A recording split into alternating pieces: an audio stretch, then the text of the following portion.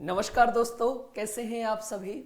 चलिए मैं बात करता हूं आज ईवीएस के अंदर। बहुत ही इंपॉर्टेंट टॉपिक है ईवीएस का, और बार बार पेपर में पूछा जाता है ईवीएस के अंदर कि हमारे जो नेशनल सिंबल हैं उनके ऊपर भी एक ईवीएस में सवाल आता है। जैसे आप एस टेट ले लो, सी टेट ले लो, थोड़ा सा क्वेश्चन घुमा रहा है।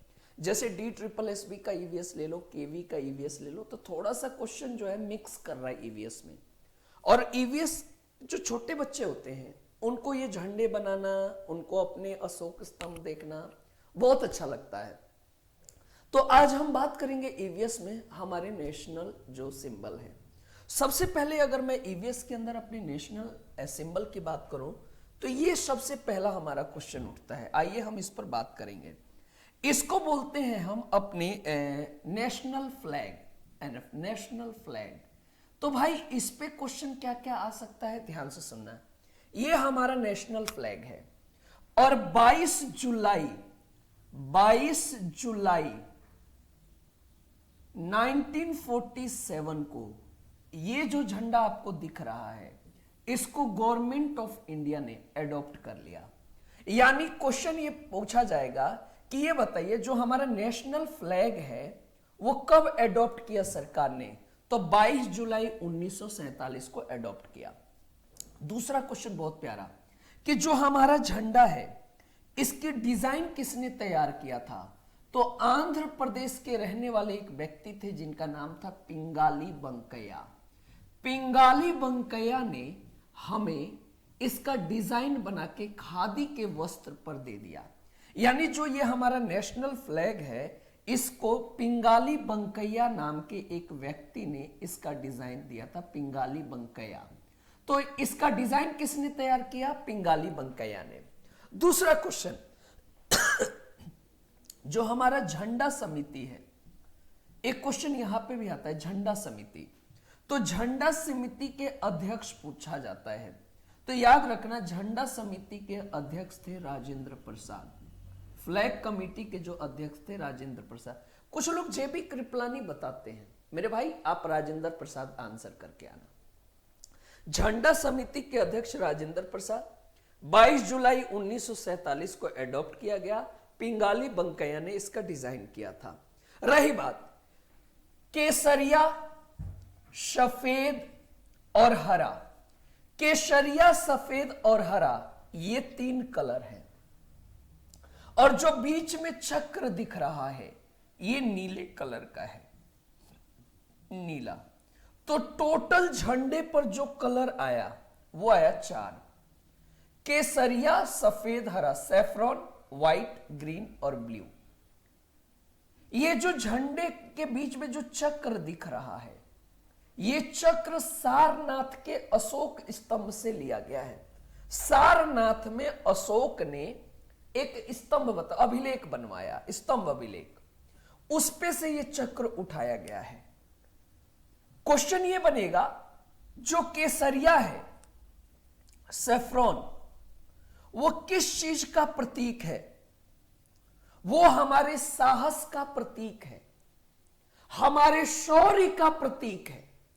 तो केसरिया रंग हमारे साहस और हमारे शौर्य का प्रतीक है, शौर्य का प्रतीक है, यह हमारे शौर्य का प्रतीक है। दूसरा व्हाइट, अगर मैं व्हाइट की बात करूं तो व्हाइट जो है वह शांति का प्रतीक है, शांति का प्रतीक है। हरा, ग्रीन, ये हमारे खुशहाली का प्रतीक है। ग्रीन जो है वो हमें खुशहाली देता है, हमें समृद्धि देता है, पवित्रता को बताता है, भूमि को बताता है। भूमि के अंदर जो उर्वरक है, जो उसकी उपज है, उस उपज को हरियाली बताता है।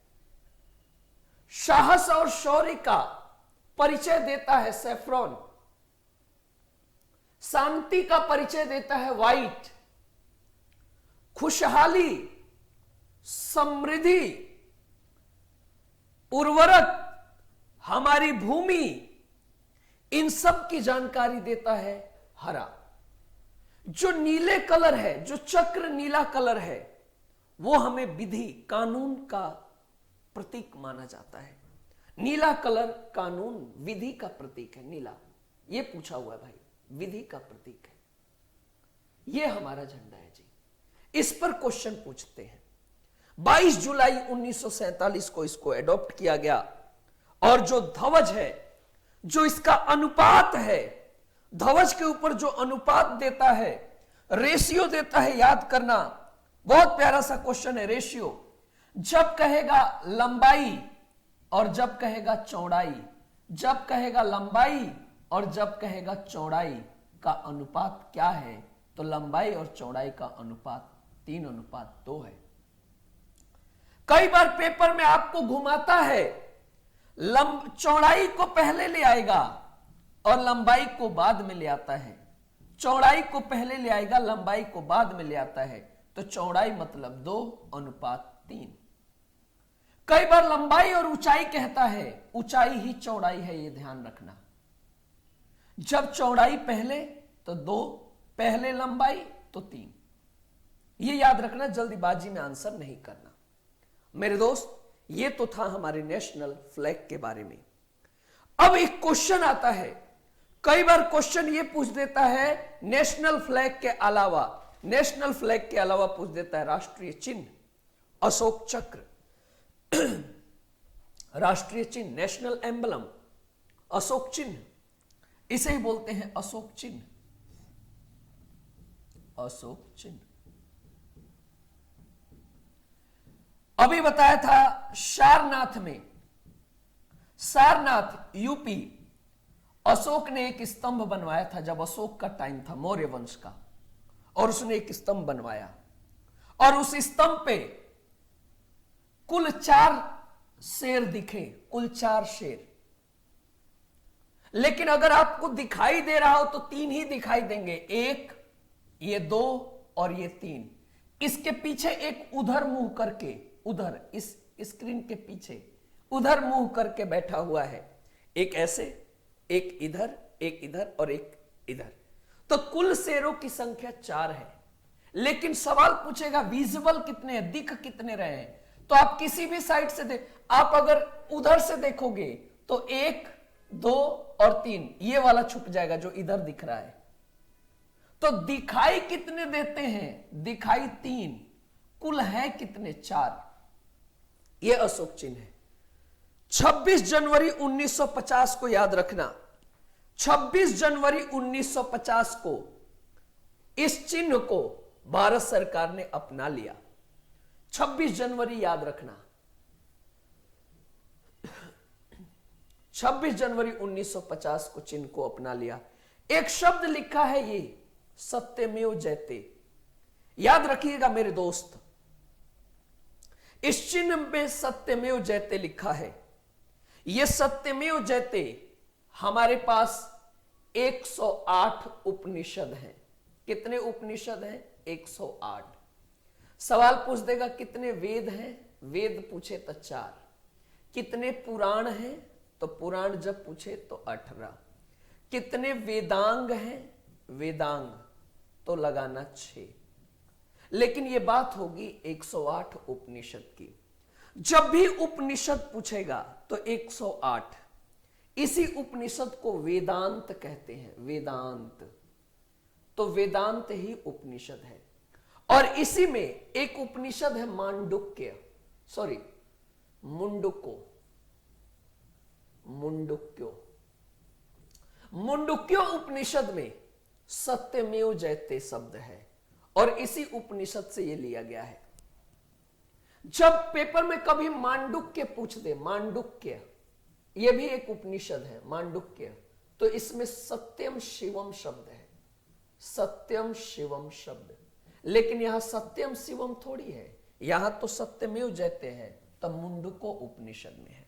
मुंडुको उपनिषद में सत्यम सत्यमेव जयते है और मांडुक्य उपनिषद में सत्यम शिवम है। हमें सत्यम शिवम की बात नहीं करनी, हमें सत्यमेव जयते की बात करनी है। ये जो चिन्ह में ये दिख रहा है, ये भी अशोक चक्र, ये भी वहीं के स्तंभ से लिया गया था, याद होगा।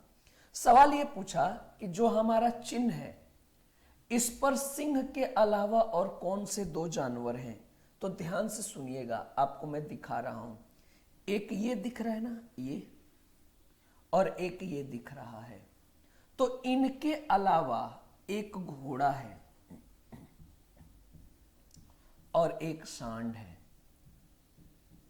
ये सांड है। और कोई दिख रहा हो? और कुछ भी नहीं दिख रहा। तो इसके अलावा हमारे अशोक चिन्ह में एक घोड़ा और एक सांड है। आंसर हो गया जी, यही आंसर हो गया। और इन्हीं में से सवाल पूछना है। ये है लेवल, ये है क्वालिटी। अगर ईवीएस पढ़ना है तो गैलेक्सी में रहना है, ये ध्यान रखना। आपको लेवल अगर मिल रहा है ना तो गैलेक्सी है। दूसरी बात, अशोक चिन्ह पे यह सवाल पूछेगा कब इसको एडॉप्ट किया गया। तो 26 जनवरी 1950 को इसको एडॉप्ट किया गया। आइए एक और बातें करता हूं। एक और बड़ा प्यारा सा बात है, नेशनल एंथम, राष्ट्रीय गीत। राष्ट्रीय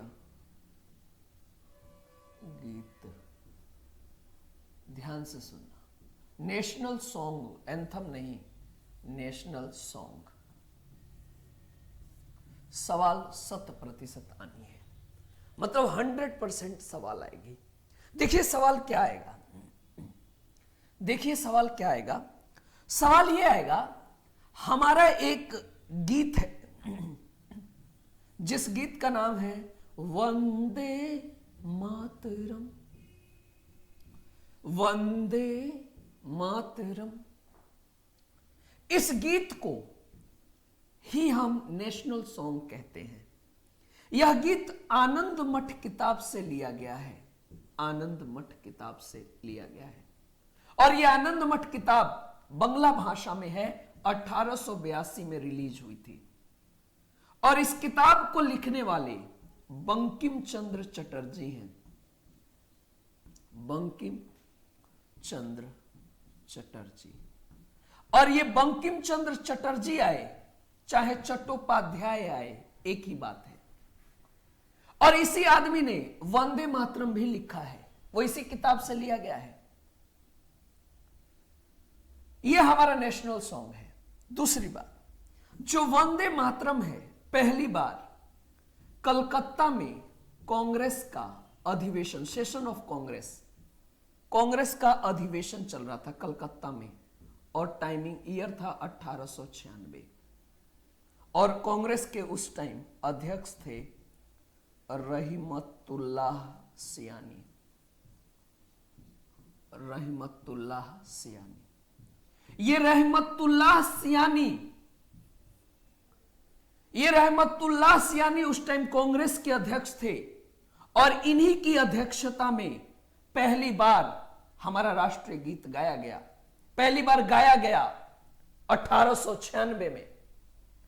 सरकार ने 24 जनवरी 1950 को 24 जनवरी 1950 को सरकार ने इसको एडॉप्ट कर लिया।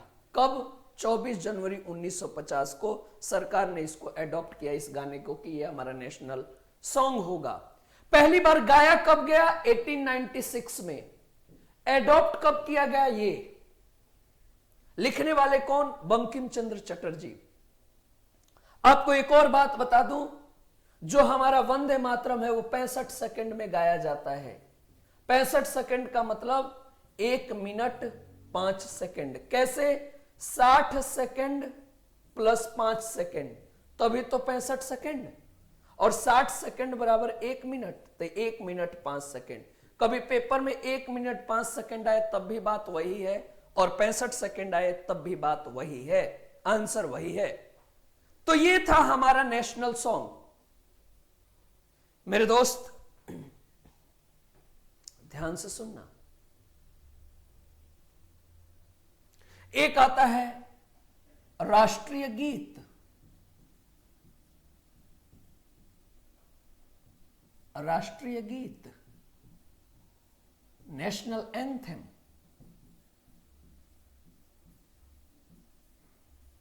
नेशनल एंथम, हमारा जो नेशनल एंथम है वह है हमारा जन गण मन। जनगण मन, इस जनगण मन को बंगला भाषा में रविंद्रनाथ टैगोर ने लिखा है। गुरुजी रविंद्रनाथ टैगोर, रविंद्रनाथ टैगोर ने इसको लिखा है।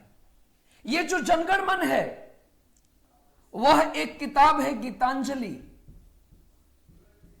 इसी किताब से लिया गया है, गीतांजलि से। और गीतांजलि के भी राइटर रविंद्रनाथ टैगोर हैं और जनगण मन के भी राइटर रविंद्रनाथ टैगोर हैं। यह वही गीतांजलि है जो एक इतिहास रच दिया।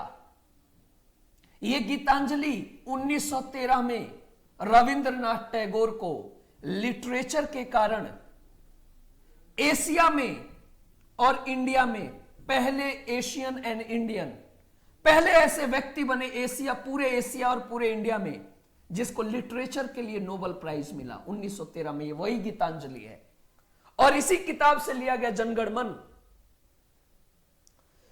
इसी जनगण मन को अंग्रेजी में भी ट्रांसलेट किया है रविंद्रनाथ टैगोर ने ही। अंग्रेजी में भी खुद इन्होंने ही लिखा है। किस नाम से? The morning song of India. The morning song of India, of India. ये जो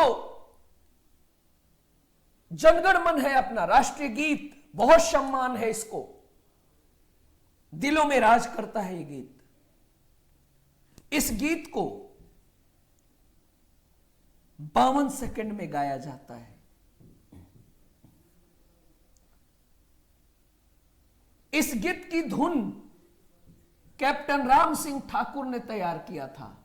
राम सिंह ठाकुर ने इसकी धुन तैयार की थी। यह वही जनगण मन अपना है।